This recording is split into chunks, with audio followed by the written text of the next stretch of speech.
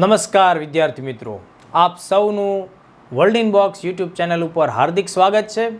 દોસ્તો, જીપીએસસી મુખ્ય પરીક્ષાઓની તૈયારી કરતા ગુજરાતભરના વાલા વિદ્યાર્થી ભાઈઓ તથા બહેનો માટે આપણી વર્લ્ડ ઇન બોક્સની ટીમ દ્વારા એક ખૂબ જ અસરકારક, ખૂબ જ ઉપયોગી નીવડે તેવી એક સિરીઝ અત્યારે ચાલી રહી છે અને આ સિરીઝને આપણે જીપીએસસી મુખ્ય પરીક્ષા માટેની સંવાદ સિરીઝ આવું નામ આપેલું છે. દોસ્તો, આ સંવાદ સિરીઝમાં દરરોજ આપણે સાંજે 6 કલાકે યુટ્યુબ ચેનલના માધ્યમથી એક ખૂબ જ અગત્યનો પ્રશ્ન મૂકી રહ્યા છીએ અને તેનું ડિટેલ એક્સપ્લેનેશન અમારી ટીમના મેમ્બર્સ, ખાસ કરીને પ્રશાંતભાઈ ડોડિયા સાહેબ છે, વશરામ સર છે, આ અમારી ટીમ મેમ્બર્સ ખૂબ સારી રીતે, ખૂબ સારી મહેનતથી એમાં જવાબો આપી રહ્યા છીએ. તો આજનો આપણો જે ટોપિક છે, આજ મારે તમારી સાથે જે મુદ્દાઓ ઉપર ચર્ચા કરવી છે દોસ્તો સંવાદ સિરીઝમાં, એ ઇન્ટરનેશનલ યર ઓફ મિલેટ્સ એટલે કે આંતરરાષ્ટ્રીય બાજરી વર્ષ જેને આપણે કહીએ છીએ દોસ્તો, આ મુદ્દા ઉપર આપણે ચર્ચા કરવી છે. તો તમને એમ થશે કે સર એમાં શું ચર્ચા કરવાની હોય?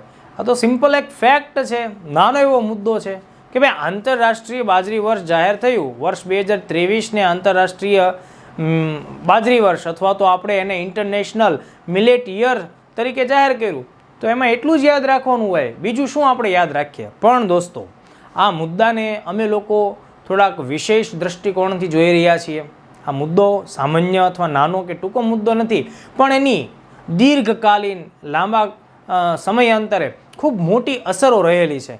એટલે જ્યારે તમે જીપીએસસી મુખ્ય પરીક્ષાઓની તૈયારી કરો છો ત્યારે કરંટ અફેર્સના વિષય તરીકે, કરંટ અફેર્સના ટોપિક તરીકે ઇન્ટરનેશનલ મિલેટ યરનો આ મુદ્દો બહુ ઉપયોગી સાબિત થશે. આ ઉપરાંત આ મુદ્દો અર્થવ્યવસ્થા સાથે પણ સંબંધિત છે. આ મુદ્દો ખાદ્ય સુરક્ષા સાથે પણ સંબંધિત છે દોસ્તો, જન સ્વાસ્થ્ય સાથે અને પર્યાવરણીય સમસ્યાઓના સમાધાન સાથે પણ સંબંધિત છે. એનાથી વિશેષ પણ હું તમને આનો એક બીજો દૃષ્ટિકોણ પણ દર્શાવું તો દોસ્તો, ભારતીય પ્રધાનમંત્રી એટલે કે માનનીય શ્રી નરેન્દ્રભાઈ મોદી સાહેબે પોતાના વડાપ્રધાન તરીકેના કાર્યકાળમાં સમગ્ર વિશ્વને યુનાઇટેડ નેશનના માધ્યમથી ઘણા સારા માર્ગદર્શનો આપ્યા છે અને ઘણી સારી દિશાઓ પણ પ્રદાન કરી છે.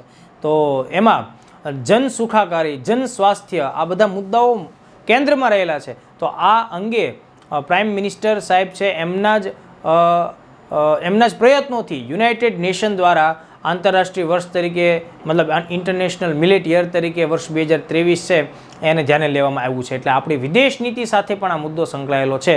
તો આ મુદ્દાને આપણે અલગ અલગ દૃષ્ટિકોણથી ધ્યાનમાં રાખવાનું છે.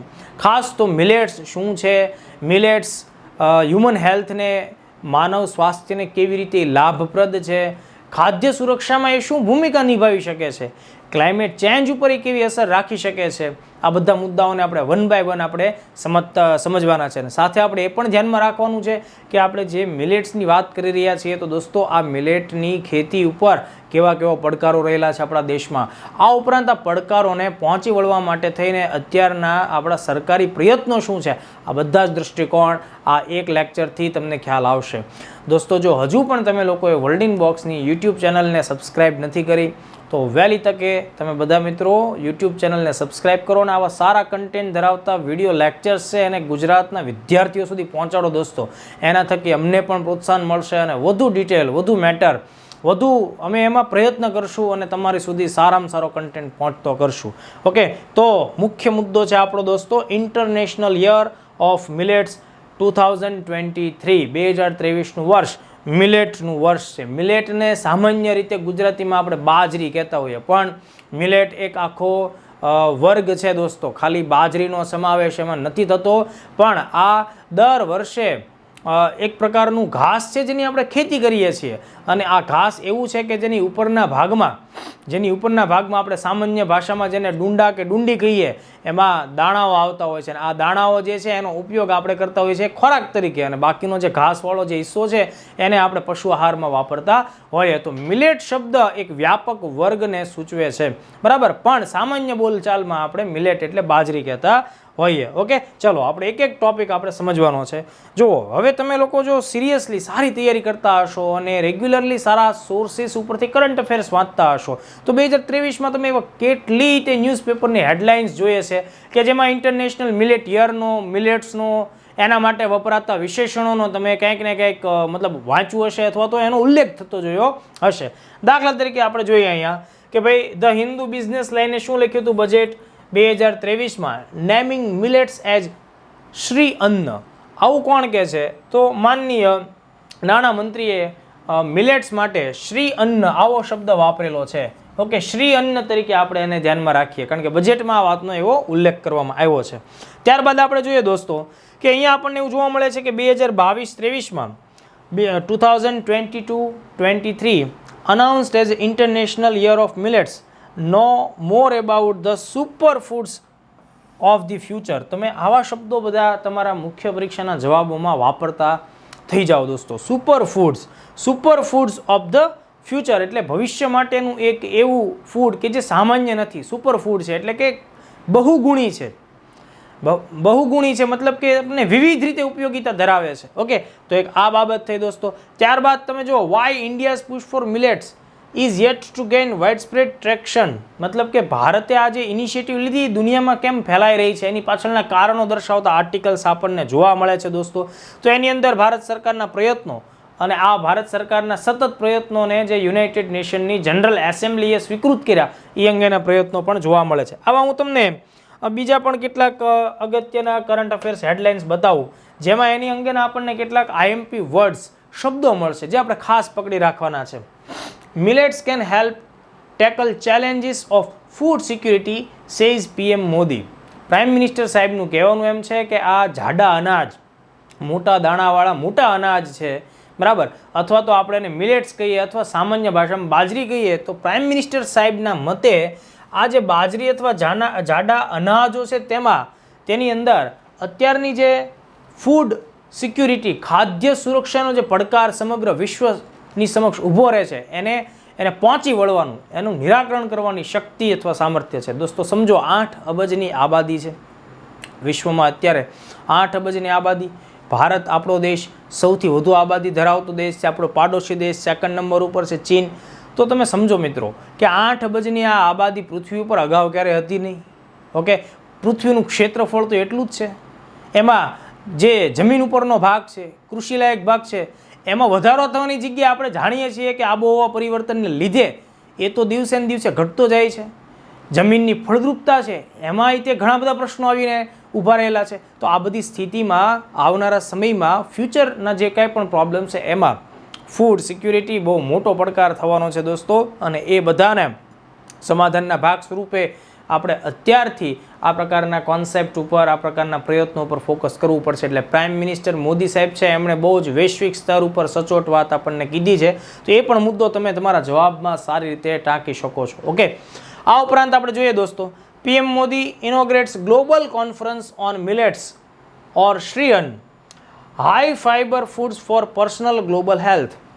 મતલબ આંતરરાષ્ટ્રીય સ્તર ઉપરની આ જાડા અનાજો ઉપરની કોન્ફરન્સ છે, મીટિંગ છે અથવા સંમેલન છે કે ચર્ચા મંચ છે, એનું ઉદ્ઘાટન કર્યું ત્યારે સાહેબે એને હાઈ ફાઇબર ફૂડ્સ એટલે આ એક પ્રકારના જે આપણે ફૂડ લઈએ છીએ, ઓકે, ખોરાક લઈએ છીએ એની ગુણવત્તા ફાઇબર ફૂડ છે. ફાઇબર ફૂડ હોવાને લીધે આપણા ચયાપચયના એટલે કે પાચન ક્રિયાના ઘણા બધા પ્રોબ્લેમ્સ એ દૂર થઈ જતા હોય છે. માણસ સ્વસ્થ જીવન એનાથી જીવતો હોય, તો એ પ્રકારના ફૂડ આપણને અહીંયા જોવા મળે છે. એટલા માટે વારંવાર એક શબ્દ વપરાય છે દોસ્તો, શ્રી અન્ન વપરાય છે, સુપર ફૂડ આ પ્રકારનો શબ્દ વપરાય છે દોસ્તો. આ વસ્તુઓ, આ શબ્દો આપણે ખાસ ધ્યાનમાં રાખવાનું છે, બરાબર.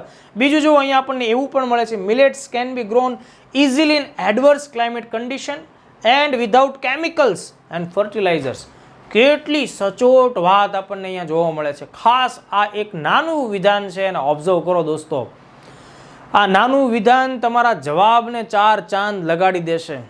પ્રાઇમ મિનિસ્ટર સાહેબના પોતાના શબ્દો છે, millets can be grown easily in adverse climatic conditions, કે જ્યાં ખૂબ જ સારી પરિસ્થિતિ નથી, કઠિન આબોહવાની પરિસ્થિતિઓ છે દોસ્તો. ઓકે, એવી પડકારજનક જે જમીન છે, વાતાવરણ છે અથવા નિવસન તંત્ર છે એમાં પણ મિલેટ્સ છે એ ઇઝીલી ઉગી શકે છે. અને એનાથી વિશેષ દોસ્તો, એનાથી વિશેષ કે એની જે ખેતી થશે અથવા એનું જે ઉત્પાદન આપણે લેવાનું છે, મજાની વાત છે દોસ્તો કે વિધાઉટ કેમિકલ્સ એન્ડ ફર્ટિલાઇઝર્સ એટલે કે રસાયણો કે કૃત્રિમ ખાતરો વગર આ ખેતી થઈ શકે છે. તો ખૂબ જ અગત્યની બાબત છે.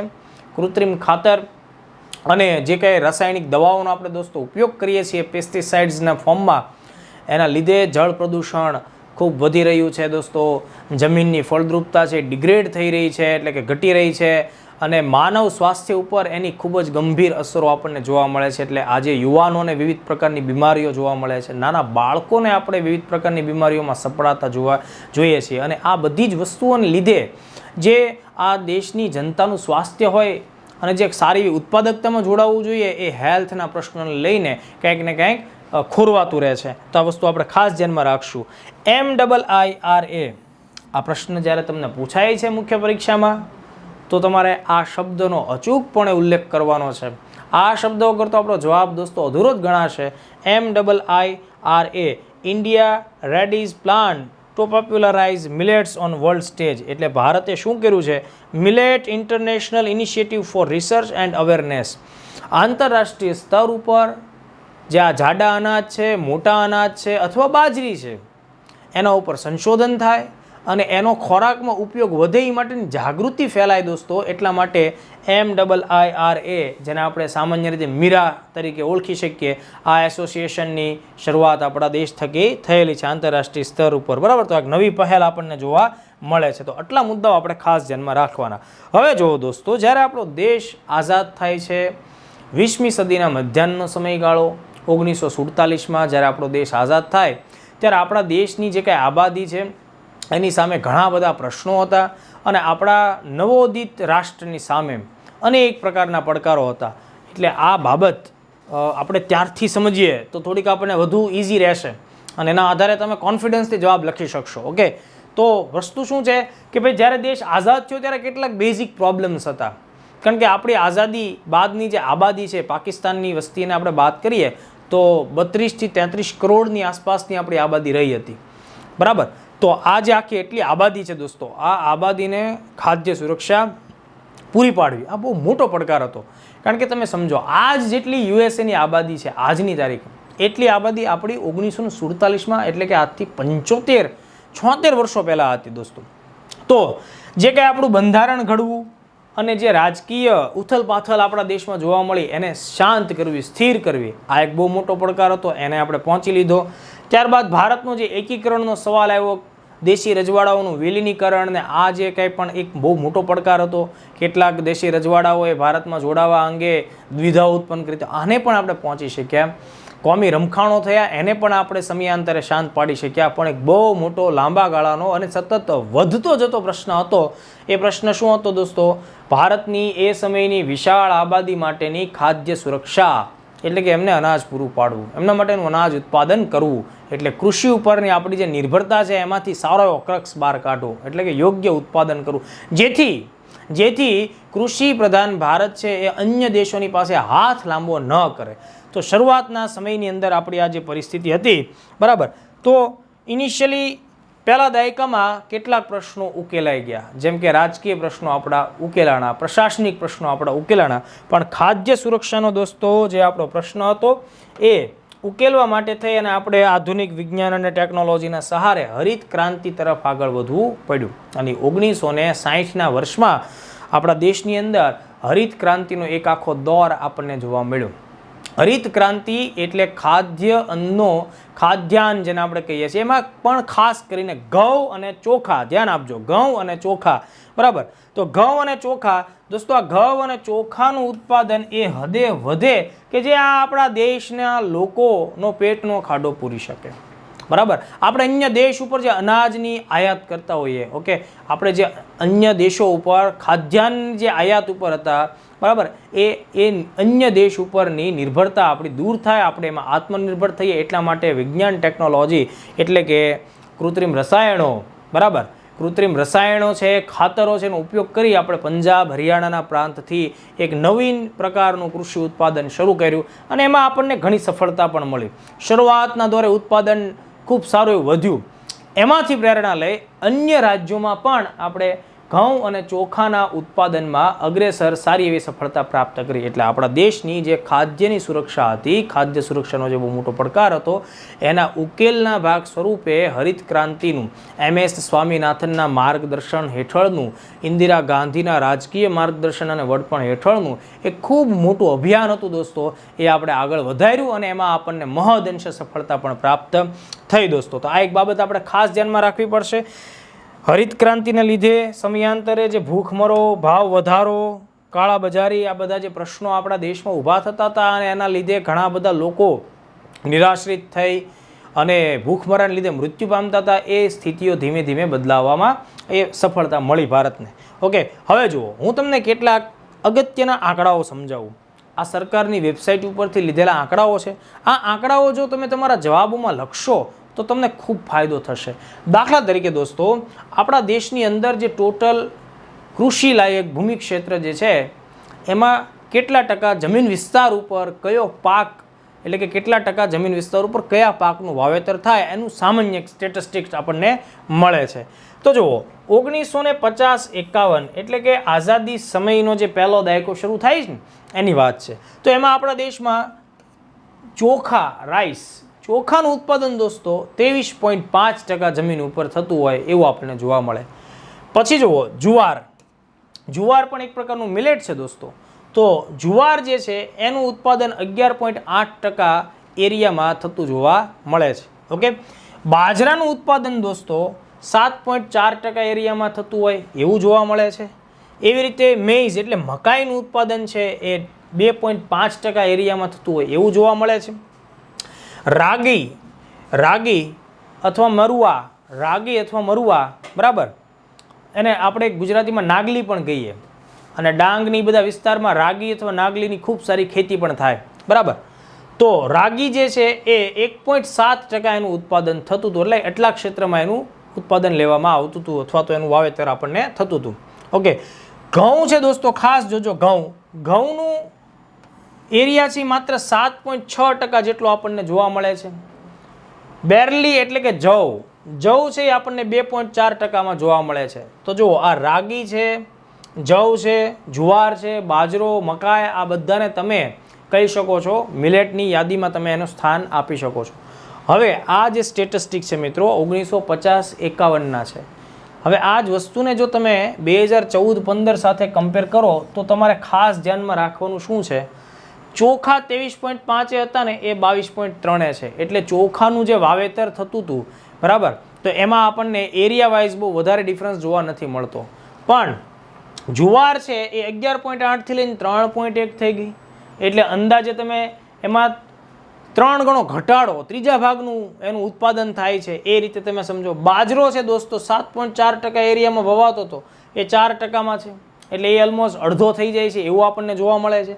ખાસ નોંધનીય બાબત છે દોસ્તો, ઘઉં છે એ 7.6%માં થતા હતા, એ ક્યાં પહોંચી જાય છે 16.2માં. એટલે આઝાદી પછી જો આપણે આ ગ્રાફને અથવા તો આ ટેબલને અથવા આ સ્ટેટિસ્ટિક્સને જો નિહાળીએ દોસ્તો તો આપણને એવું જોવા મળે છે કે ભાઈ ઘઉંનું અને ચોખાનું વાવેતર છે એ રીતસરનું એરિયા વાઇઝ વધતું જાય છે, અને એની સામે જે મિલેટ્સની યાદીમાં આવતા જે તત્વો છે, મિલેટ્સની યાદીના જે ઘટકો છે એનું વાવેતર પ્રમાણ છે આપણને આઝાદી પછીના સમયમાં પ્રમાણસર ઘટતું હોય એવું જોવા મળે છે. તો આ આંકડાઓ તમારે ખાસ ધ્યાનમાં રાખવા જોઈએ, બરાબર. આમાંથી તમે બધા વર્ષને યાદ ન રાખો તો કોઈ પ્રશ્ન નથી, પણ 1950-51ના જે ડેટા છે એને તમે 2014-15ના ડેટા સાથે કમ્પેર કરવાના પોઈન્ટ ઓફ વ્યૂથી દર્શાવી શકો. દોસ્તો, બીજી કેટલીક બાબતોને પણ એકદમ સ્પષ્ટ રીતે યાદ રાખવા જેવી છે. જો આપણે આપણી ખાદ્ય સુરક્ષા માટે ઘઉં અને ચોખાના વાવેતર અને ઘઉં અને ચોખાના ઉત્પાદન ઉપર આપણી નિર્ભરતા વધારવાના હોઈએ તો આપણે એક બાબત ખાસ ધ્યાનમાં રાખવી જોશે કે આ બંને પાક એવા છે દોસ્તો કે તેના ઉત્પાદનમાં પાણીનો જથ્થો વધારે માત્રામાં વાપરવો પડશે. પાણી આપણે ખૂબ પ્રમાણમાં જોશે. બંને પ્રકારનું પાણીનો ઉપયોગ આમાં વધારે પડતો કરવો પડશે. એ સરફેસ વોટર એટલે કે તળાવો, સરોવર, નદીઓ, કૂવા કે વાવમાં હોય એવું પાણી પણ આપણે વધારે પ્રમાણમાં સિંચાઈ માટે ઉપયોગમાં લેવું પડશે. અને જ્યારે એ અવેલેબલ નહીં હોય, જે એરિયામાં એ અવેલેબલ નહીં હોય અથવા ઓછું હશે, તો ત્યાં ફરજિયાતપણે આપણે ભૂગર્ભ જળના પાણીનો ઉપયોગ, ભૂગર્ભ જળનો પણ ઉપયોગ કરવો જ પડશે. અને દોસ્તો, વરસાદ ઉપરની આપણી નિર્ભરતા આપણે બધા ભારતીય કૃષિમાં ખાસ સારી રીતે જાણીએ છીએ. જો હવે હું તમને અહીંયા બીજું કેટલાક અમુક અગત્યના સરકારની વેબસાઇટ ઉપરના ડેટાઓ જણાવું છું કે ભાઈ ઘઉં અને ચોખાની ખેતી જે આગળ વધી અને ઓલ ઓવર ઇન્ડિયન એગ્રીકલ્ચર જે આઝાદી પછીના સમયમાં આગળ વધ્યું, એમાં પાણીનો કેવા પ્રકારના પાણીનો ઉપયોગ કેટલા ટકાવારીમાં થતો હતો એની કમ્પેરિઝન પણ તમે કરી શકો છો. ખાસ અહીંયા તમે લોકો ધ્યાન આપો. જો અહીંયા હું તમને કેટલાક ડેટા કમ્પેર કરાવું છું. અહીંયા તમને આ જે ગ્રાફ આપવામાં આવ્યો છે, આ ગ્રાફ છે એ એગ્રીકલ્ચર સ્ટેટિસ્ટિક એટ ગ્લાન્સ 2014 2014નો આ એક આપણને ગ્રાફ મળે છે, મિનિસ્ટ્રી ઓફ એગ્રીકલ્ચર, ભારતના કૃષિ મંત્રાલયનો. અને એનો ઉદ્દેશ એ છે કે ભાઈ કૃષિમાં જે પાણી વાપરવામાં આવતું હતું એની સ્થિતિ. જો અહીંયા જે રેડ કલર છે દોસ્તો, એટલે કે આ આખી જે લાઈન આપણને દર્શાવવામાં આવી છે, આ સરફેસ વોટરનું પ્રમાણ ભારતીય ખેતીમાં કેટલા ટકાવારીમાં થતું હતું એને દર્શાવે છે. અને એની નીચે આ જે પર્પલ જાંબલી કલરની આપણને એક લાઈન બતાવવામાં આવેલી છે, આ લાઈન દર્શાવે છે કે ભારતીય કૃષિમાં જે ગ્રાઉન્ડ વોટર છે, ભૂગર્ભ જળ છે, એની ટકાવારી, એનું પ્રમાણ કેટલું હતું, એટલે આ બંનેની કમ્પેરિઝન થશે. હવે જુઓ દોસ્તો, શરૂઆતના તબક્કામાં ગ્રાઉન્ડ વોટર છે મિત્રો, મતલબ કે ભૂગર્ભ જળ છે, 1950ના દાયકામાં એ અંદાજિત 30% આસપાસ એનો હિસ્સો હતો જે ટોટલ આપણે યુઝ કરતા હતા એમાં. જ્યારે સરફેસ વોટર છે એનો અંદાજિત આપણને 60% આસપાસનો હિસ્સો જોવા મળે છે. આ આશરે ટકાવારી તમારે મુખ્ય પરીક્ષાના દ્રષ્ટિકોણથી ધ્યાનમાં રાખવાની. હવે એમ કરતાં કરતાં આપણે આગળ વધીએ તો અંદાજે આપણને 1980ની આસપાસ આ બંને એકબીજાને ક્રોસ થતા હોય, સુપરઇમ્પોઝ થતા હોય, બંનેનું પ્રમાણ લગભગ સમાન હોય એવું આપણને જોવા મળે છે. ક્યારે? 1980ની આસપાસના અથવા 1980ના દાયકામાં, કે જેની અંદર બંનેનું પ્રમાણ લગભગ આપણને કેટલું જોવા મળે છે કે 50%. એટલે કે આઝાદીના 30 વર્ષ પછી આપણી જે ખેતી થાય છે દોસ્તો, આ 30 વર્ષમાં ગ્રાઉન્ડ વોટર પણ 50% ઉપયોગમાં આવે છે, સરફેસ વોટર પણ 50% આવે છે. પછીથી જો આ બંને લાઈન વિપરીત દિશાઓમાં આગળ વધી, અત્યારે એટલે છેલ્લે જુઓ 2009નો જે આપણી પાસે આંકડો અથવા તો જે ડેટા આવે છે એ પ્રમાણે અત્યારે આપણા દેશમાં જે ગ્રાઉન્ડ વોટરનો યુઝ થાય છે મિત્રો, આ અંદાજે 60%થી પણ વધારે છે. ભૂગર્ભ જળનો હિસ્સો આપણી ખેતીમાં 60%થી વધારે. એટલે આપણે જે બોર પાડીએ છીએ, બરાબર, ડાર પાડીએ છીએ, સામાન્ય ભાષામાં આપણે કહેતા હોય તો બોરવાળું પાણી જે જમીનમાંથી આપણે ખેંચીએ છીએ દોસ્તો, એના લીધે ભૂગર્ભ જળ ધીમે ધીમે ઓછું થઈ રહ્યું છે, એની સપાટી નીચે જઈ રહી છે. ઓકે, આવું કેમ થયું? તો કે ભાઈ જે સરફેસ વોટર હતું ને એનો કન્ટેન્ટ, એનો જથ્થો કેવો થાય છે, એ ધીમે ધીમે ઘટતો ગયો. અને 2009માં આપણને જો અહીંયા એક આંકડો જોવા મળે છે સરફેસ વોટરનો, એ અંદાજિત આપણને 35% આસપાસનો જોવા મળે છે. આ ખાસ બાબત તમારે બધાએ ધ્યાનમાં રાખવાની. ખાસ તો આ જે ડેટા છે એની કમ્પેરિઝન મેઇન્સમાં આ ડેટા સાથે તમારે કરવી જોઈએ. તો ખાસ ધ્યાનમાં રાખવાનો મુદ્દો શું થયો કે જો આપણે ઘઉં અથવા ચોખા ઉપર આગળ વધીએ છીએ ખેતીમાં, તો એના લીધે પાણીનો વપરાશ કૃષિ ક્ષેત્રમાં ખૂબ જ વધારે માત્રામાં સિંચાઈ પોઈન્ટ ઓફ વ્યૂથી જોવો પડે છે. ચલો હવે એનાથી આપણે આગળ, ભારતમાં ભૂગર્ભ જળની સ્થિતિ પણ આપણને દયની સ્થિતિ અથવા તો વિચાર કરતાં મૂકે એવી ચોક્કસપણે જોવા મળે છે. જો આ આપણા દેશની પરિસ્થિતિ છે 2020ની અંદર, જે કેટલાક અંદાજે 6900 જેટલા યુનિટ જે ચેક કરવામાં આવ્યા અલગ અલગ એરિયાઓમાં, એના આધારે આપણને ગ્રાઉન્ડ વોટરની સિચ્યુએશનનો ખ્યાલ આવે છે. તો જુઓ, ભારતનું આ જે રાજસ્થાનવાળો વિસ્તાર છે, પંજાબ છે, હરિયાણાવાળો વિસ્તાર છે, દક્ષિણ ભારતમાં કર્ણાટકનો કેટલોક વિસ્તાર છે, અને ગુજરાતમાં આપણા કચ્છ અને અમુક મધ્ય ગુજરાતમાં અમદાવાદ નજીકના વિસ્તારો આપણને જોવા મળે છે. આ બધામાં ઓવર એક્સપ્લોઇટેડ કન્ડિશન જોવા મળે છે. મતલબ ભૂગર્ભ જળ છે એ આપણે લગભગ ઉલેચી નાખ્યું છે એવી કન્ડિશન કહીએ તો પણ ખોટું નથી. ઓકે, તો આ રીતે કહેવાનો મતલબ કે ભારતમાં પશ્ચિમવાળો જે વિસ્તાર છે, રાજસ્થાન, પંજાબના રાજ્યો, ગુજરાતનો કેટલોક પ્રદેશ અને દક્ષિણમાં કર્ણાટક સહિતના જે પ્રદેશો છે એમાં ગ્રાઉન્ડ વોટરની કન્ડિશન છે ઘણી બધી નબળી છે. આ બાબત ધ્યાનમાં રાખવી જોઈએ. પછી જો આપણે અત્યારની પદ્ધતિથી આગળ વધીએ અને અત્યારે જે ટ્રેડિશનલી ફૂડ ક્રોપ તરફ એનું વાવેતર, એનું ઉત્પાદન વધારવા તરફ આગળ વધીએ તો આપણે બધા જાણીએ છીએ દોસ્તો કે અત્યારની કૃષિને અસર કરતા જે ક્ષેત્રો છે એમાં છે કેમિકલ નો જે યુઝ થાય છે એ પણ એક અગત્યની બાબત છે. અને આ બાબતને આપણે ઘટાડવી અનિવાર્ય છે. તો ખાસ આપણે ધ્યાનમાં રાખીએ કે વધારે પડતું અહીંયા આપણે પાણી વાપરીએ છીએ અને પાણીની સાથોસાથ આપણે વાપરવું પડે છે દોસ્તો અનિવાર્યપણે એ છે કેમિકલ યુક્ત ખાતર અને વિવિધ પ્રકારની રાસાયણિક દવાઓ. તો આપણે આ બધા જે પાક અત્યારે યુઝમાં લઈએ છીએ, અત્યારે ઉપયોગમાં લઈએ છીએ, એની જગ્યાએ મિલેટ શા માટે લેવું જોઈએ? તો આ બધા પ્રોબ્લેમ્સનું કંઈક ને કંઈક નિરાકરણ આવે. વધારે પડતું ફર્ટિલાઇઝર્સ, વધારે પડતી પેસ્ટિસાઇડ્સને લીધે મેં તમને અગાઉ પણ આ વાત કીધી કે જમીનની ફળદ્રુપતા, જમીનની ગુણવત્તા એ નિરાશાજનક રીતે આગળ વધી રહી છે, ઘટી રહી છે. થોડા સમય પહેલાં જ માનનીય ગૃહમંત્રી શ્રી અમિતભાઈએ પણ આ મુદ્દા ઉપર ધ્યાન દીધું અને કેમિકલ યુક્ત વસ્તુઓ, કેમિકલ યુક્ત ખેતીથી દૂર રહેવું જોઈએ આ પ્રકારનો એક જાહેર સંદેશ ગાંધીનગરમાં પણ આપ્યો. તો દોસ્તો આ ખાસ બાબત ધ્યાનમાં રાખજો. આના લીધે શું થાય છે તો ખોરાકમાં વધુ પડતા કેમિકલને લીધે પોષક તત્વોનું સ્થાન કોણ લે છે? કેમિકલ વસ્તુઓ લે છે. અને એ બધી વસ્તુઓ આપણા ફૂડ ચેઇનનો એટલે કે આપણા આહારનો, ખોરાકનો, આપણા સ્વાસ્થ્ય તંત્રનો હિસ્સો બને છે અને એના લીધે આપણે અવનવી બીમારીઓનો સામનો કરીએ છીએ. બરાબર. તો ખાદ્ય સુરક્ષા, કારણ કે ઉત્પાદન એનું ધીમે ધીમે ઘટતું જશે, પ્લસ સ્વાસ્થ્યનો મુદ્દો, આ બધા જ મુદ્દાઓ છે એ વધારે પડતા કેમિકલવાળી વસ્તુઓનો ઉપયોગને લીધે જોવા મળશે.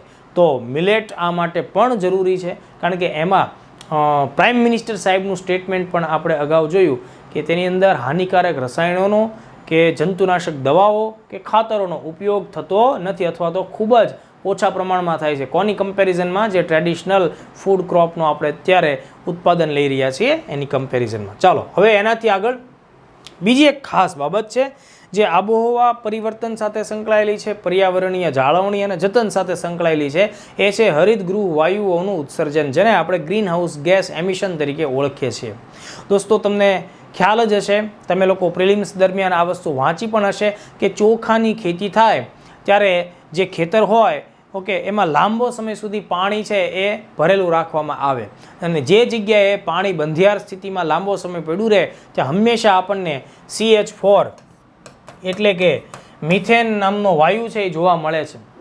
અને આ મિથેન છે, આ મિથેન શું છે? મિથેન ગ્રીનહાઉસ ગેસ તરીકેની પ્રોપર્ટી ધરાવે છે, એટલે કે લક્ષણો ધરાવે છે. તો ખાસ ધ્યાનમાં રાખજો કે આપણી જે અત્યારની ટ્રેડિશનલ ખેતી આપણે કરી રહ્યા છીએ ઓકે એમાં ભારતમાં જેટલું ગ્રીનહાઉસ ગેસનું ઉત્પાદન થાય છે એમાં 16% જેટલું ગ્રીનહાઉસ ગેસનું ઉત્સર્જન છે. ભારતમાં થતા ટોટલ ગ્રીનહાઉસ ગેસના ઉત્સર્જનમાં 16% જે ફાળો છે દોસ્તો એ કોના લીધે થાય છે? કૃષિને લીધે. અને એમાં પણ ખાસ કરીને ચોખાની ખેતી ખૂબ આગળ છે દોસ્તો.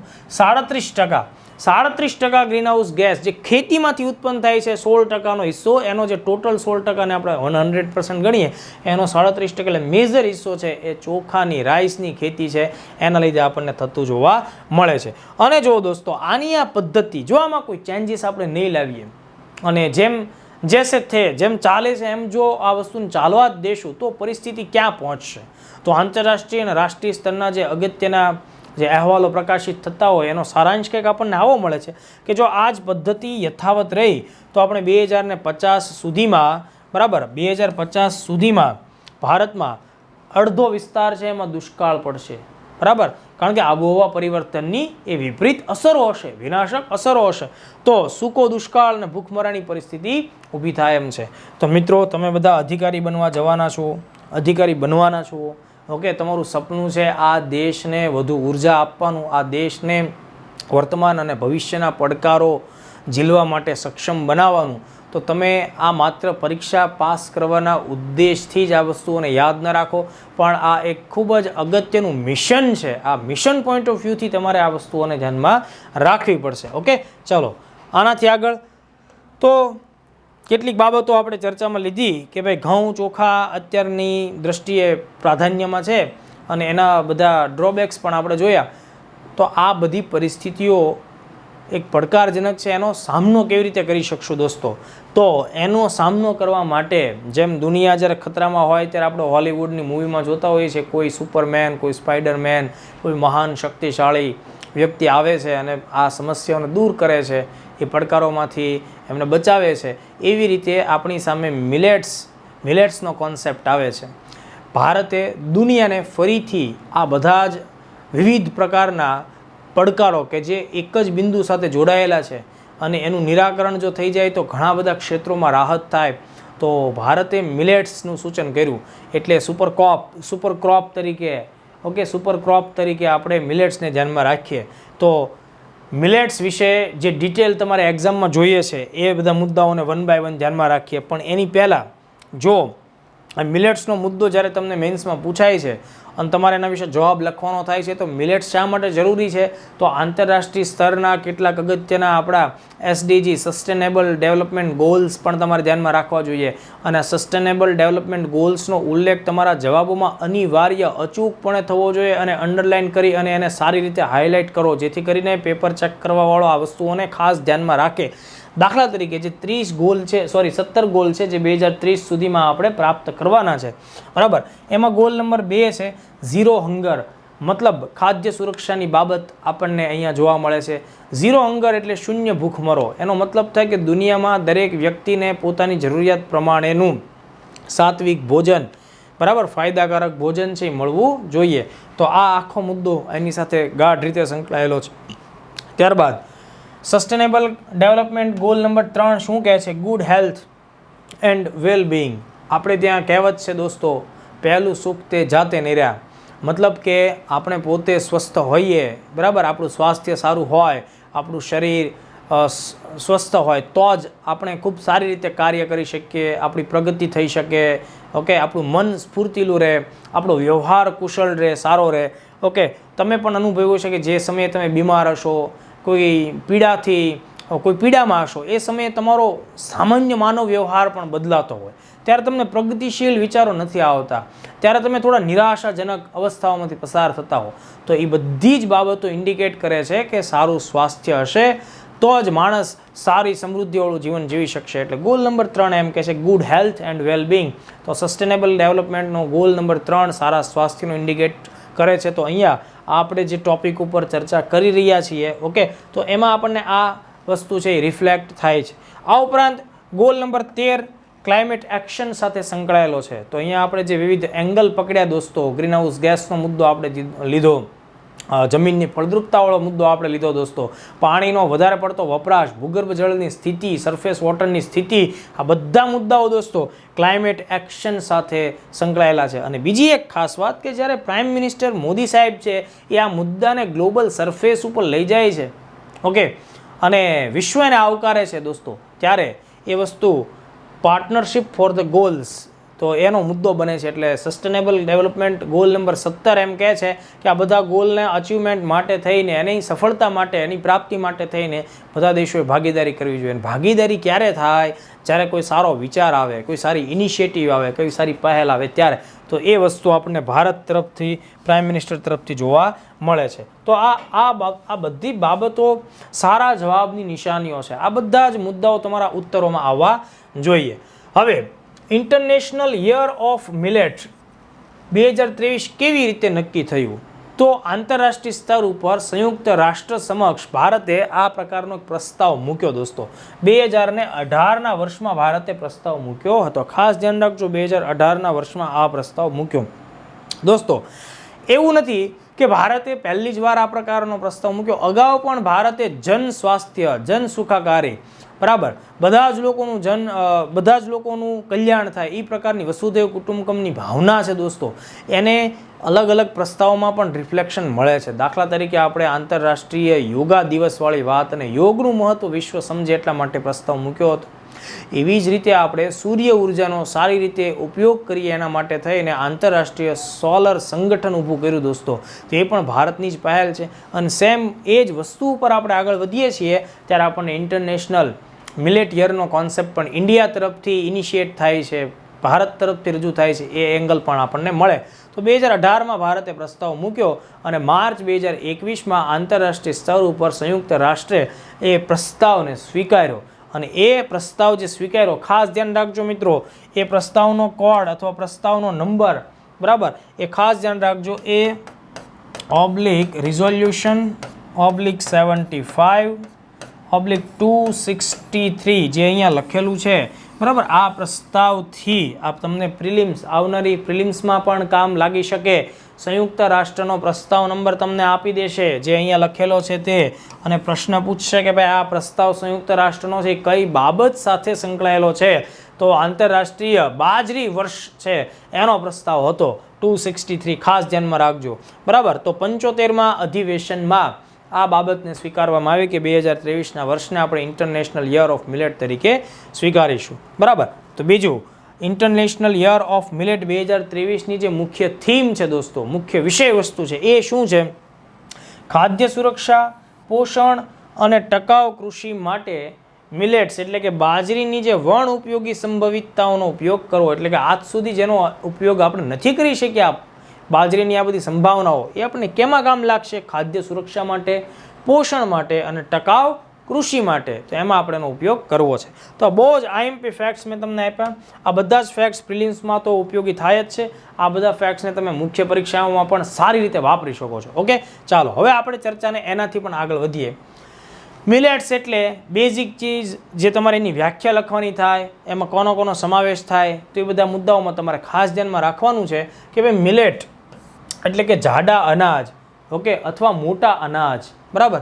એ એક સામૂહિક શબ્દ છે જેમાં ઘણા બધા એટલે વિવિધ પ્રકારના અસંખ્ય કહી શકો એવા નાના બીજવાળા, બરાબર, નાના બીજવાળા, નાના દાણાવાળા જે એના ઉપરના ભાગમાં ડુંડાનો ભાગ આવે એમાં એક સાથે એનો સમૂહ આપણને જોવા મળતો હોય.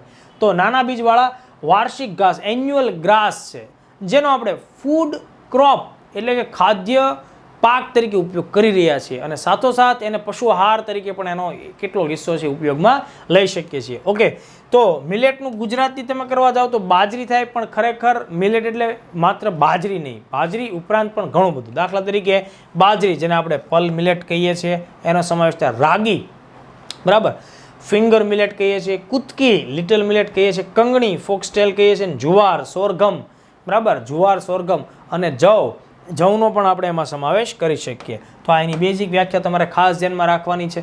હવે બહુ જ આઈએમપી મુદ્દો છે કે મિલેટ્સમાંથી તમને મળે શું?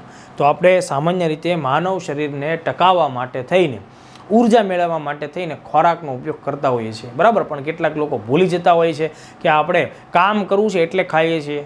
બરાબર. કેટલાક લોકો ભૂલી જાય છે અને એ લોકો ખાવા માટે થઈને જ જીવતા હોય છે, પણ એવું હોતું નથી. આપણે સરસ રીતે કામ કરી શકીએ એટલે આપણે ખોરાકની જરૂર પડે એટલે આપણે ખોરાક લેતા હોઈએ છીએ. બરાબર.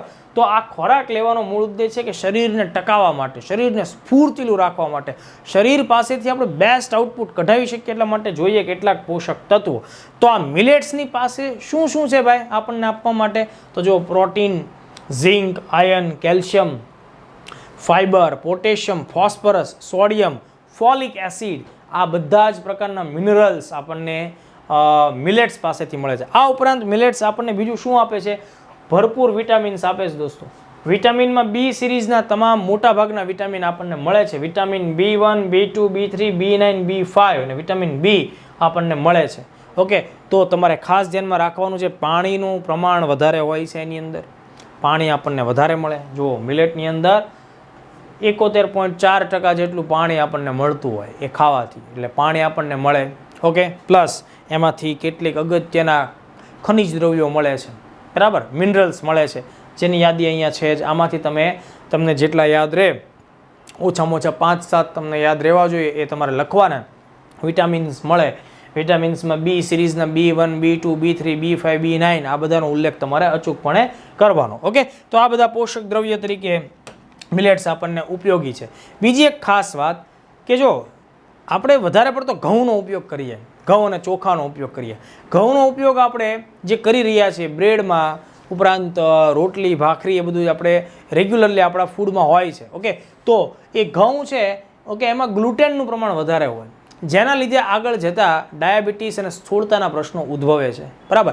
તો અહીંયા ખાસ ધ્યાન રાખજો કે આ મિલેટનો વધારે સારો ઉપયોગ કરવાથી એ જે ખોરાક છે એ ગ્લુટેન ફ્રી છે, ગ્લુટેન ફ્રી ખોરાક છે. બરાબર. અને એનો ગ્લાયસેમિક ઇન્ડેક્સ ઓછો રહેશે. ગ્લાયસેમિક ઇન્ડેક્સનો મતલબ થશે કે આપણા બ્લડની અંદર ગ્લુકોઝનું પ્રમાણ, જેને આપણે સામાન્ય ભાષામાં સુગર કહેતા હોઈએ, જેના લીધે આપણે ડાયાબિટીસ સાથે એનો સંબંધ જોડી શકતા હોઈએ. ઓકે, તો ખાસ ધ્યાન રાખજો, તમારે આ શબ્દો લખવાના છે દોસ્તો, ખાસ લખવાના છે મુખ્ય પરીક્ષામાં અચૂકપણે. જેમાં અહીંયા પંચ દેખાય છે ને, આવા પંચ શબ્દો છે, પંચ વર્ડ્સ, પંચ લાઇન તમારે લખવાની છે કે મિલેટનો વધારે સારો ઉપયોગ, મિલેટ નિયમિત રીતે ખોરાકમાં લેવાથી જે વ્યક્તિ છે એનામાં ગ્લુટેન છે એનું પ્રમાણ ઘટે છે અથવા ઓછું રહેશે તો નિયંત્રિત રહે છે, બરાબર. અને એનો ગ્લાયસેમિક ઇન્ડેક્સ એ કેવો છે, ઓછો છે મિલેટનો, જેના લીધે એને ડાયાબિટીસ કે સ્થૂળતા જેવી બીમારી અથવા એ તકલીફો થતી નથી, જે વસ્તુ અહીંયા લખેલી છે. ઉપરાંત જેને મિલેટની અંદર એન્ટીઓક્સિડન્ટ બધા જે કમ્પોનન્ટ છે, એન્ટીઓક્સિડન્ટ તત્વોને લીધે વ્યક્તિને તણાવ નથી થતો. આ ઉપરાંત એમને અન્ય ઘણી બધી નાની મોટી તકલીફો હોય શરીરની, તો એમાં પણ એન્ટીઓક્સિડન્ટ્સનો ઉપયોગ વધારે કરવાથી ફાયદો અને રાહત આપણને જોવા મળે છે. તો ખાસ તો તણાવ સામે લડવા માટેની બાબતો માટે મિલેટ્સ જરૂરી છે. આપણે બધા જાણીએ છીએ કે અત્યારની શહેરીકરણની તીવ્ર હરીફાઈની 21મી સદીની આ બધી જે દોડ છે દોસ્તો, એમાં નાનો મોટો દરેક વ્યક્તિ અનેક પ્રકારના તણાવવાળી પરિસ્થિતિઓમાંથી પસાર થતો હોય, તો એ સમયે આપણે આપણી ફૂડની પેટર્ન જો થોડી ચેન્જ કરીએ તો એના લીધે લાંબા ગાળે આપણને શું થાય છે, ફાયદો થાય છે. તો આ વાત ઓલરેડી આપણે કીધી કે ગ્લાયસેમિક ઇન્ડેક્સ ઓછો છે એટલે બ્લડ શુગર છે એ નિયંત્રિત રહે છે. મોટાભાગે ઇન્ડિયામાં ડાયાબિટીસના કેસ વધારે હોય તો એની પાછળનો આપણી ફૂડ પેટર્ન જવાબદાર છે, બરાબર. બીજું કે એમાં રહેલું ખાસ ફાઈબર, અને અચૂક યાદ રાખવું જોઈએ, ફાઈબરનું પ્રમાણ એમાં વધારે હોવાને લીધે જે આપણા શરીરની અંદર આપણું જે કોલેસ્ટેરોલ, જે ખાસ પ્રકારનું ચરબી જેવું દ્રવ્ય, બરાબર, કોલેસ્ટેરોલ છે એનું પ્રમાણ ઘટે છે અથવા તો નિયંત્રિત રહે છે, જે વધતું નથી, જેના લીધે આગળ જતાં આપણને હાર્ટ એટેકની બધા જે પ્રશ્નો થાય એનું નિરાકરણ આપણે કરાવી શકીએ મિલેટ્સનો યુઝ આપણી ફૂડ પેટર્નમાં કરવાથી. તો આ બધા મુદ્દાઓ ખાસ ધ્યાનમાં રાખજો. બીજું, ફાઈબરને લીધે પાચન પ્રક્રિયાના જે પ્રશ્નો છે એ દૂર થાય. એટલે જે લોકોને એવી બધી સમસ્યાઓ છે, બરાબર, જેમને રેગ્યુલરલી વિવિધ પ્રકારના દવાઓનો ઉપયોગ કરવો પડતો હોય છે, બરાબર, કાયમ ચૂર્ણ લેવું પડતું હોય છે, આ બધા લોકો મિલેટ્સના યુઝ કરવાથી આ બધી દવાઓમાંથી મુક્તિ મેળવી શકે છે. બીજું, એમાં વિવિધ પ્રકારના પોષક તત્વો મિલેટ્સમાં મળે છે, જે ઓલરેડી આપણે ડિસ્કશનમાં લીધું, ચર્ચામાં લીધું, બરાબર. એટલે અમુક ચોક્કસ પ્રકારના એરિયા, ચોક્કસ ક્ષેત્રો કે જ્યાં રહેતા લોક સમૂહમાં તમે જ્યારે પ્રશાસનિક અધિકારી બનો ત્યારે તમે જોશો કે અમુક ચોક્કસ એરિયામાં રહેલા લોકોમાં અમુક પ્રકારના ખનિજોની ઉણપ જોવા મળે, તો ત્યાં તમે આ પ્રકારના ફૂડ ક્રોપ છે એને ઇન્ટ્રોડ્યુસ કરાવી શકો, તો ચોક્કસ પ્રકારની ખાદ્ય સુરક્ષા એમાં મળે, બરાબર. બીજું શું થશે કે આરોગ્ય ફાયદો, બહુ જ મોટો ફાયદો છે દોસ્તો. આરોગ્ય આ દેશની સૌથી શ્રેષ્ઠ સંપત્તિમાં આવે, કારણ કે માણસ આરોગ્યવાળો હશે, આરોગ્યપ્રદ હશે તો એ સારું કામ કરશે, દેશની જીડીપી વધશે, રાષ્ટ્રીય આવકમાં વધારો થશે અને ઓલ ઓવર સારી વિચારધારામાં પણ વધારો થશે. તો રોગ ઘટશે, બરાબર, રોગ ઉપરની એટલે કે દવાઓ ઉપરની ડિપેન્ડન્સી આપણી ઘટશે. તો આ બધાના બહુ મોટા ફાયદાઓ છે. અને બીજી એક ખાસ નોંધનીય બાબત કે આ મિલેટ્સ છે એ જળવાયુ પરિવર્તનની પરિસ્થિતિનો સામનો કરવા સક્ષમ છે. પ્રાઇમ મિનિસ્ટર સાહેબના સ્ટેટમેન્ટમાં મેં આ લેક્ચરની શરૂઆતમાં જ આ વાત કીધી, બરાબર, કે ભાઈ મિલેટ્સ છે એ વિષમ પ્રકારની પરિસ્થિતિઓ, પડકારજનક પરિસ્થિતિઓ હોય એમાં પણ ઉગવા માટે સક્ષમ છે અને કેમિકલ્સની જરૂર નથી, પાણી ઓછું વાપરે છે, રાસાયણિક દવાઓનો ઉપયોગની જરૂર પડતી નથી. તો આ બધા એના ફાયદાઓ છે, ખૂબ જ ફાયદાઓ છે મિલેટ્સના, અને એ બધા ફાયદાઓને લઈને મોદી સાહેબ એમ કહે છે કે આ ફાયદો ભાઈ હું એક કે મારો દેશ નહીં પણ આખી દુનિયા એનો ફાયદો ઉઠાવે. ઓકે, એટલે આ વાત ઓલરેડી મેં તમને કીધી કે પાણીની ઓછી જરૂર પડે છે. એટલે અત્યારે હમણાં આપણે થોડા સમય પહેલાં જે એક ચાર્ટમાં 2 લાઇન જોઈ હતી, સરફેસ વોટર અને ગ્રાઉન્ડ વોટર, એ બંનેનું જે આપણે કમ્પેરિઝન કર્યું હતું અને આપણે જોયું કે ભાઈ જે રીતે ગ્રાઉન્ડ વોટર રીતે હવે ખાલી થવા જઈ રહ્યું છે, આ બધા પ્રશ્નો આપણે આના લીધે સોલ્વ કરી શકીએ. બીજો એક મુદ્દો છે એ છે ગ્રીન હાઉસ ગેસનો પ્રશ્ન. ઓકે, ચોખાની ખેતી એ તો ભૂકા કાઢીને કે હમણાં આપણે વાત કરી કેટલા ટકા ગ્રીન હાઉસ ગેસનું ઉત્સર્જન કરે છે, તો એ બધા મુદ્દાઓનો પણ આપણે આમાં સમાવેશ કરી શકીએ. એટલે જેથી કરીને તમારો જવાબ છે એ વર્સેટાઇલ એંગલ, ખૂબ સારા એવા એંગલમાં જવો જોઈએ, કે મતલબ કે એમાં દરેક પ્રકારના તથ્યો અને તર્ક હોવા જોઈએ. પછી જુઓ તમને ખૂબ સારા માર્ક્સ મળશે આ પ્રકારના જ્યારે જવાબ લખશો ત્યારે, બરાબર. કાર્બનનું ખૂબ ઓછું ઉત્સર્જન કરે છે એટલે ગ્રીનહાઉસ ગેસ ની જે ઉત્સર્જનની બાબત છે એને આપણે કંટ્રોલમાં લાવી શકીએ. નાના અને સીમાંત ખેડૂતો જીવન સ્તર ઊંચું કરી શકીએ. કેમ? તો કે આપણે હમણાં વાત કરી કે કેમિકલનો ઉપયોગ નથી કરવાનો, બરાબર, ઓછો કરશું, નહીં કરીએ. ફર્ટિલાઇઝર છે એનો પ્રમાણમાં ઓછો ઉપયોગ કરશું. ફર્ટિલાઇઝર્સનો ઉપયોગ ઓછો થશે એટલે કૃષિનું પ્રમાણ છે જે ખર્ચ થાય છે એ પ્રમાણમાં કેવું થશે? ઓછું થશે. એટલે ખેડૂતની આવક વધશે, એટલે ખેડૂતનું જીવન ધોરણ પણ સુધરશે. તો સીધી વાત છે. તો આટલા મુદ્દાઓ આપણે ખાસ ધ્યાનમાં રાખવા જોઈએ. હવે જ્યારે આપણે મિલેટના આટલા ગુણગાન ગાયા, તો હવે એક બાબત, એક એંગલ તમારે જવાબો લખતી વખતે અથવા ચર્ચા કરતી વખતે ખાસ ધ્યાનમાં રાખવો જોઈએ કે આ મિલેટ છે એની ખેતી એ આવકાર્ય છે, વાત સાચી છે, પણ પડકારો ભરેલા છે, પડકારો રહેલા છે, અને આ પડકારોને સોલ્વ કરવાથી ફાયદો થાય. જેમ કે આ પડકારો કયા છે ખાસ સમજી લો. જો હેક્ટર દીઠ અત્યારના ધોરણે આપણને મિલેટ્સની જે ઉત્પાદન થાય છે, ઉપજ છે, એ ઓછી જોવા મળે છે. કોની કમ્પેરિઝનમાં? જે ટ્રેડિશનલ ફૂડ ક્રોપ આપણે અત્યારે ઉપયોગમાં લઈએ છીએ, મતલબ ખાસ તો બે વસ્તુઓ, ચોખા અને ઘઉં, એની કમ્પેરિઝનમાં. જો ઘઉં અને ચોખા હેક્ટર દીઠ આપણને 4 થી 4.5 ટન જેટલું મળે છે, જ્યારે મિલેટ્સનું ઉત્પાદન હેક્ટર દીઠ અત્યારે કેટલું છે દોસ્તો? 1 થી 1.8 ટન, એટલે 2 ટનથી પણ ઓછું. તો તમને એમ થાય કે સર આના લીધે તો આપણે જોઈએ, રિક્વાયરમેન્ટ છે આપણી, બરાબર, જેટલી નીડ છે એટલું તો મિલેટ ઉત્પન્ન નથી થતું, તો આપણે ખાશું કેવી રીતે? તો આ એક પ્રશ્ન છે. એટલે એના નિરાકરણ માટે થઈ અને હમણાં આપણે વાત કરીને MIIRA એનું કેમ રિસર્ચ થાય અને આંતરરાષ્ટ્રીય સ્તર ઉપર એનું એસોસિએશન બને સંશોધન માટે, એટલે આપણે મીરા જેવી ઇનિશિયેટિવ પણ ભારતે લોન્ચ કરી. તો આ એક ખાસ પડકાર તમારે ધ્યાનમાં રાખવો જોઈએ. બીજું, સામાન્ય રીતે ઘઉં અને ચોખામાંથી જે ફૂડ બને છે, ઓકે, એની કમ્પેરિઝનમાં મિલેટમાંથી જે ફૂડ બને છે, ખોરાક બને છે, બરાબર, ખાદ્ય સામગ્રી બને છે, ઓકે, એ વધુ ચિકાસવાળા પ્રોટીન એમાં હોવાને લીધે એને બનાવવામાં વધુ મહેનત લાગે છે. તમે જવ જુવારના રોટલા ખાઓ એકવાર એટલે ખ્યાલ આવશે. જો સારી વસ્તુ છે પણ એને બનાવવામાં સમય લાગે, અને એ ગરમ સ્થિતિમાં હોય ત્યારે ખાવાની મજા છે એ થોડા પણ એની ગરમી જતી રહે પછી એને ખાવામાં થોડી તકલીફ રહેતી હોય. તો આ પણ એક પ્રશ્ન છે, બરાબર. એટલે કહેવાનો મતલબ એમ કે ભાઈ અહીંયા આ પણ એક મુદ્દો ખાસ ધ્યાનમાં રાખવો જોઈએ. પ્લસ ઘઉં અને ચોખાની સામે એની વેચાણ કિંમત ઓછી છે, એટલે ખેડૂત જ્યારે ઉત્પન્ન કરેલું મિલેટ વેચવા જશે તો એ સમયે એને બજાર ભાવમાં ઘઉં અને ચોખા કરતાં ઓછા રૂપિયા મળશે, એનો ભાવ ઓછો છે, ઓકે. એના લીધે ખેડૂતને પોતાને પ્રોત્સાહન નહીં મળે, આર્થિક પ્રોત્સાહનની વાત છે. તો કદાચ એ લોકો એની કૃષિ તરફ ન પણ આગળ વધે. આ પણ એક મુદ્દો થાય. તો આ પણ એક પડકાર છે, એ તમારે ખાસ ધ્યાનમાં રાખવાનો. દોસ્તો એ ઉપરાંત પણ કેટલીક બાબતો ધ્યાને લઈ લઈએ. જેમ કે જો અત્યારે આપણી સરકારની નીતિઓ પ્રમાણે ઘઉં અને ચોખા ઉપર મિનિમમ સપોર્ટ પ્રાઇસ એટલે કે MSPનું ચલણ છે, અને એના લીધે ખેડૂતોને અત્યારે ઘઉં અને ચોખા ઉપર સરકાર દ્વારા મળતી સહાયતાઓ પણ મળે જ છે. એના લીધે બને એવું કે ભાઈ ખેડૂતો મિલેટ્સની ખેતી તરફ ન આકર્ષાય અને એ લોકો અત્યારની ટ્રેડિશનલ ફૂડ ક્રોપની જે ખેતી કરે છે એના તરફ જ તે વળગેલા રહે. એટલે એ પણ એક બાબત છે, પડકાર તરીકે તમે એને નોંધી શકો, પડકાર તરીકે તમે એને ધ્યાને રાખી શકો. આ ઉપરાંત મિલેટ્સ એટલે કે જાડા અથવા મોટા અનાજ અથવા તો બાજરી, એના ઘણા બધા ફાયદાઓ છે. એ અંગે હજી લોકોમાં જાગૃતિ નથી. લોકોએ ભરપૂર પીઝા ખાવા છે અને રોજ હાંજ પડે કકળાટ કરવો છે કે વજન ઘટતું નથી, વજન ઉતારવું છે, કાલ સવારથી તો વજન ઉતારવા માટેનું અભિયાન ચાલુ જ કરવું પડે છે. પણ વજન ઉતારવા માટે થઈને તમારે ફરજિયાતપણે મિલેટનો ઉપયોગ કરવો પડે, ઓકે. મિલેટનો ઉપયોગ કરો તો વજન નહીં વધે, ઓકે. તો જો બાજરીના ફાયદાઓ છે એ અંગે લોકોમાં જાગૃતિ નથી, એટલે જાગૃતિનો અભાવ છે, અને એના લીધે થઈને પણ લોકો મિલેટની માંગ ઊભી નથી કરતા. અને જો મિલેટની માંગ ઊભી થાય તો સ્વાભાવિક છે ખેડૂતો એનું ઉત્પાદન કરવા લાગશે અને આ આખી સિસ્ટમ છે એમાં પરિવર્તન આવશે, ઓકે. તો એ પણ એક ધ્યાનમાં રાખો. બીજું કે અત્યારના સમયે આપણને બધાને મોટાભાગના લોકો છે એનો મેઇન ખોરાક ઘઉં અને ચોખા થઈ ચૂક્યા છે. એટલે આખા દેશમાં ઉત્તર ભારતથી લઈને વિવિધ તમે પ્રદેશો જુઓ તો કાં તો ઘઉં વધારે વપરાતા હોય, ખવાતા હોય, અથવા તો ચોખા વધારે ખવાતા હોય, બરાબર.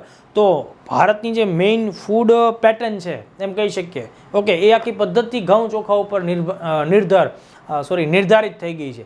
એટલે હવે આ આખી સિસ્ટમને બદલવા માટે થોડોક ટાઈમ લાગશે. તો સમયની દ્રષ્ટિએ પણ એ એક પડકારજનક બાબત થશે. તો આટલી વિગતોને તમે લોકો ખાસ ધ્યાને રાખો અને તમારા જવાબોમાં અચૂક એને ચીમકાવી દો. હવે જો ધ્યાન આપો, મિલેટનું ઉત્પાદન છે એ વિશ્વના ઘણા બધા દેશોમાં થાય છે, પણ આપણા માટે મહત્વની બાબત એ છે કે ભાઈ મિલેટનું સૌથી વધુ ઉત્પાદન છે દોસ્તો એ આપણા દેશમાં થાય છે.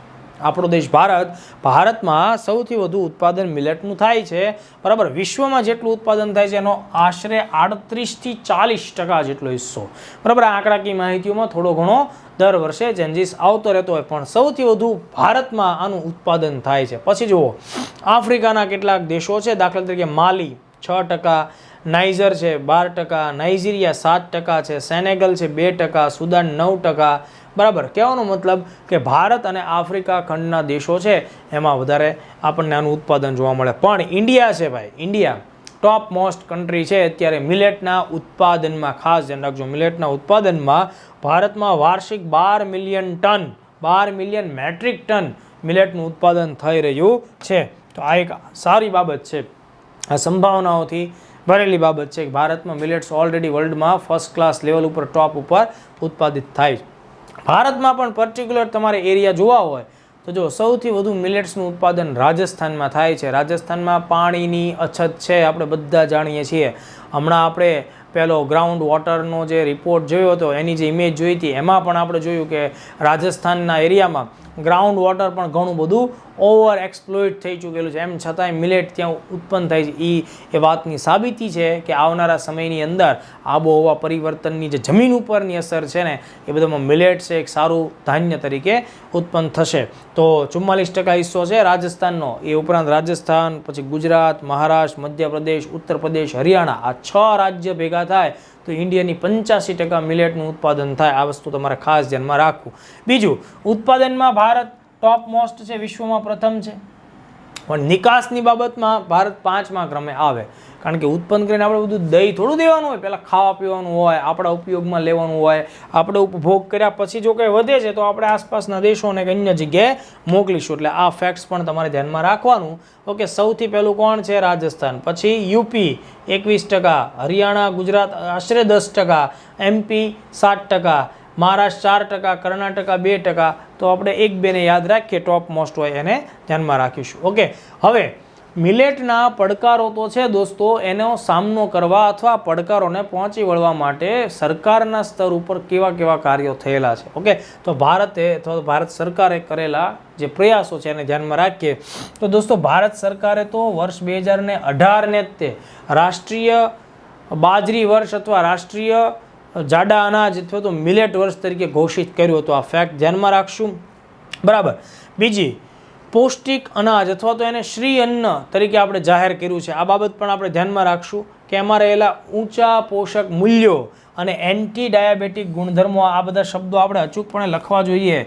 ઊંચા પોષક મૂલ્યો અને એન્ટી ડાયાબિટીક ગુણધર્મોને ધ્યાનમાં રાખીને એને 2018માં પૌષ્ટિક અનાજ પણ જાહેર કરવામાં આવ્યું, જેને હમણાં આપણે શ્રી અન્ન એવું નામ પણ સાંભળ્યું છે. ઓકે, મિલેટ માટે MSPમાં વધારો કરવામાં આવ્યો છે દોસ્તો, અને પબ્લિક ડિસ્ટ્રીબ્યુટિંગ સિસ્ટમ PDSમાં પણ એનો સમાવેશ કરવામાં આવેલો છે. તો આ વસ્તુઓ આપણે ખાસ ધ્યાને રાખીએ છીએ. ત્યારબાદ ઓડિશા રાજ્ય છે તેણે શું કર્યું? મિશન મિલેટ શરૂ કર્યું.